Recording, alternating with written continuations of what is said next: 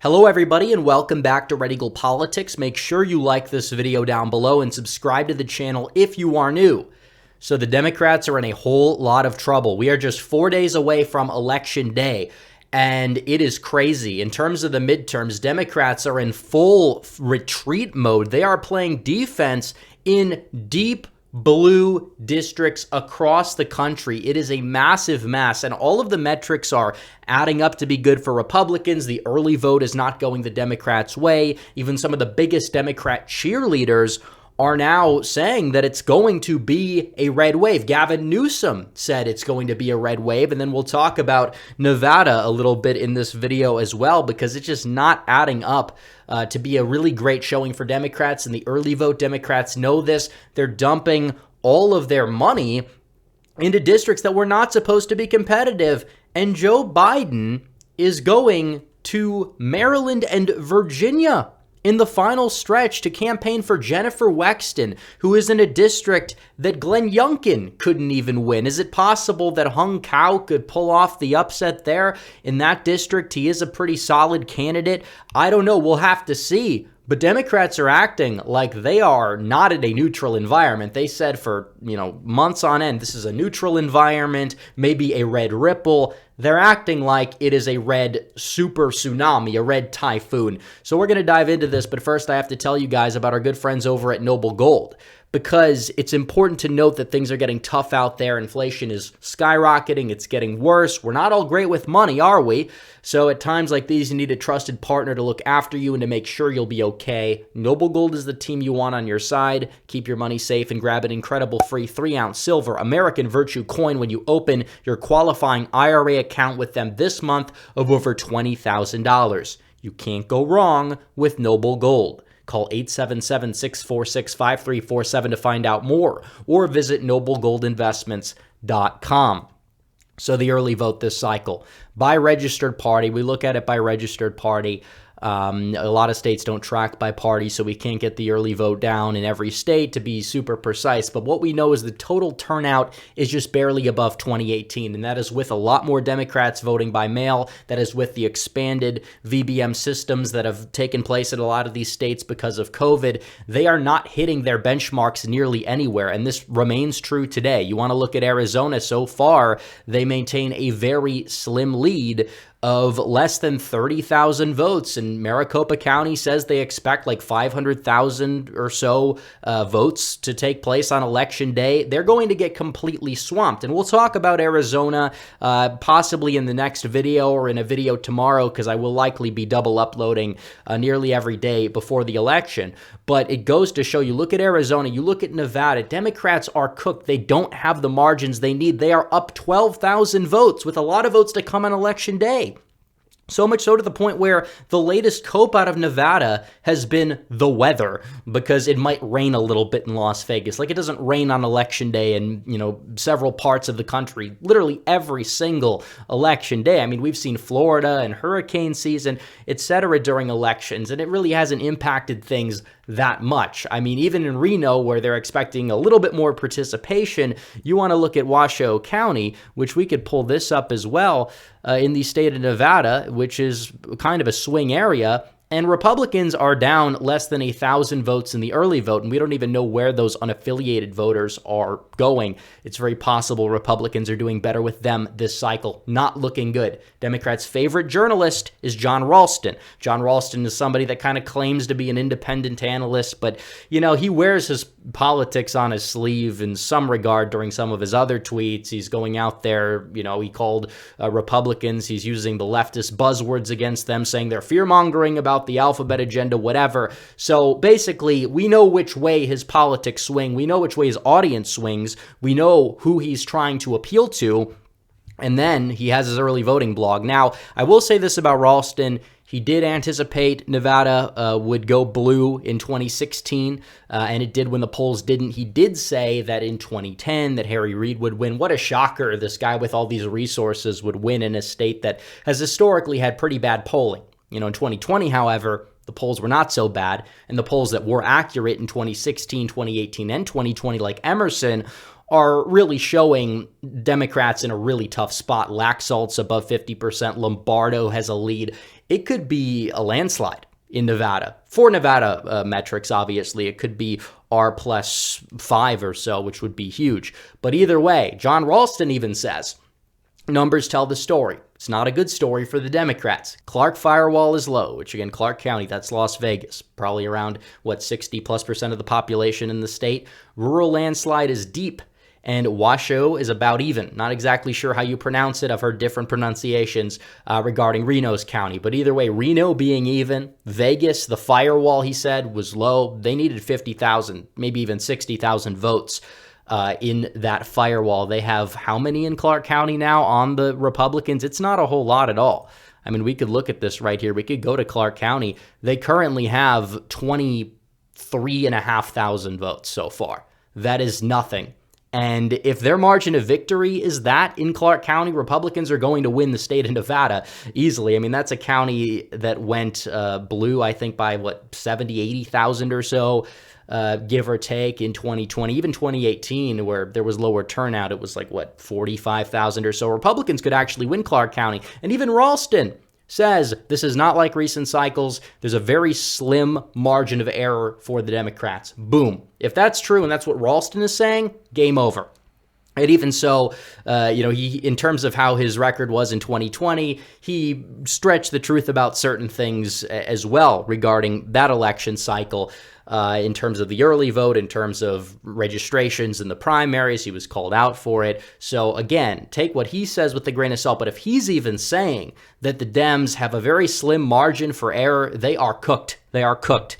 And you look at where Democrats are pouring money into. Biden plus 17, New Jersey 11, New Hampshire 2nd District, $1 million, which is Biden plus 9. I mean, it's possible that if this money wasn't poured into these districts that they would flip, and maybe they still even could. I mean, New Hampshire 2nd, I mean, we'll have to see what happens, but if Republicans do well in New Hampshire, maybe they could flip that district. And that is a district where the Republican candidate is super America first, very Trumpian. A lot of people said he would not win that district because of that fact alone, even though his opponent probably would get the same margin or perform even worse. Let's be real here. And right now, that's a Biden plus 9 district. They're pumping $1 million into that. Illinois 6, one of those gerrymandered spaghetti districts, Biden plus 11. They're dumping $600,000 into it. New York's 25th, Biden plus 20, $247,000. Illinois 14. That one's a little bit more winnable for the Republicans, one could say, on the surface, because down ballot it's a little bit more red, but still Biden plus 11. They're dumping a lot of money into it in the home stretch. $153,000 in New Mexico's 3rd, which again, if that goes Republican, I mean, all of the districts in New Mexico, even the one in the special election that was D+26 or something, even that, that was a special election result, of course, but that one is going to be competitive if this is true, probably going to still go Dem. But either way, just looking at the sheer metrics of this, it's not looking very good for the Democrats. They're not acting like a team that has any chance at victory. They're acting like a team that is keeping their starters out there in the 4th quarter when they're trailing, 35-0. So maybe they could make it a respectable 35-14. I don't know. But that's really what it is. And you look at the undecided vote and which way it's swinging, it's not swinging in their column. They know it. They are bracing for impact. Democrats are completely demoralized across the country, and their messaging is awful. I mean, they're going out there. What's their Hail Mary messaging here? A democracy? Really? I mean, it's insulting to a lot of voters when Biden went up there, and I covered this a couple videos ago, and basically said that, hey, it doesn't matter that our economy's in shambles or that crime is on the rise because, democracy, which is basically supporting the liberal world order. That's basically all that it is. It's basically supporting Biden's agenda, supporting neoliberalism, supporting globalism. That's what democracy means to these people. Of course, it's just a code word for anything we want and anything you want. No, that's a threat. That's a danger to democracy. Yeah. And he says that is more important.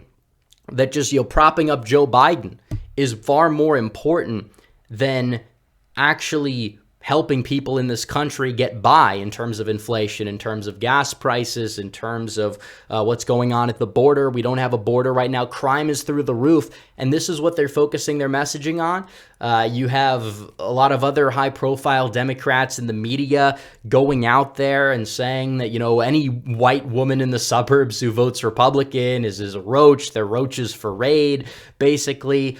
Again, laughable. Laughable, absolutely. This is how we know they're losing. If they really just start to get vicious like this and they really start to, you know, pose this like threat to the voter base, that is not going to work, by the way, and just call them all these names. That's how we know they're on the back foot. They're losing. And look at how they're spending their money. That's exactly what it shows. They're spending money like a team that's losing. Joe Biden is going to rally for Jennifer Wexton in a district that is not really that Republican favorable anymore, so much so to the point where even Glenn Youngkin, when he won the state of Virginia in 2021, he lost that district. He lost that district by approximately like 2 to 3 points or so, and that was a very good showing for a Republican in this day and age in that district. So you're looking at this. They are completely on the back foot. They are getting shellacked out here. They are getting completely destroyed. That doesn't even take into consideration the swing states and the Senate races. I mean, right now, they'd be lucky to hold on to New Hampshire because I can't see them getting to even 48 seats right now. There's just no pathway, assuming Republicans are in good shape in Arizona, which they are, in Nevada, which they are, in Pennsylvania, which they are. Oz now leads on RCP. Masters has led some nonpartisan polls that have come out today as well. I mean, looking across the Rust Belt, even Ohio, Emerson actually had Ohio going blue in 2020. Their final poll was Biden +1. Trump won by over 8. Now they have Vance +9 in their poll with leaners. So either they've adjusted their methodology significantly and they'll actually be accurate, which again, that's still a respectable result, or you're going to be looking at Vance +14, Vance +15. I think he can win by double digits. I really do. And it's just not looking good for Democrats. And this is really what happens. And if we look at this district, the 10th district in Virginia, if that flips, I mean, this is what happens when you mess with people's children. You talk about indoctrination. You talk about this rise in alphabet insanity. And a lot of people are paying attention to it. A lot of people are fed up. If we're going to see some suburban reversion, it's going to be because Republicans are really capitalizing off of that. They have capitalized off of education in Virginia. They did so in 2021.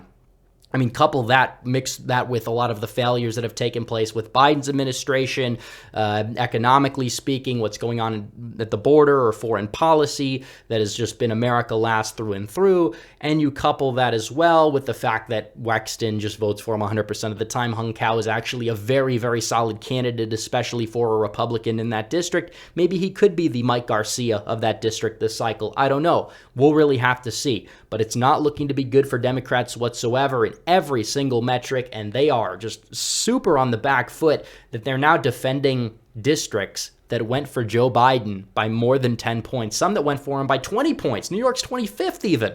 I mean, you could even argue Zeldin's overperformance is really helping them be a little bit more scared about their prospects in that district. But either way, it's just absolutely astounding what is going on in this country. And if the wave is really going to cause these Biden +11 seats to flip, which again, there's still skepticism, they're funding them a lot more now, so maybe some of these will hold. But either way, we're potentially looking at a wave that would be R+7, R+8 even. We'll have to see. But it's not going to be a fun night for Democrats at this rate. But anyways, guys, thanks for watching this video. Like this video down below. Comment down below. Subscribe to the channel. Hit the bell for notifications so you never miss another video. Follow me on social media. The links are all in the description down below. As always, guys, thanks for watching. Red Eagle, out.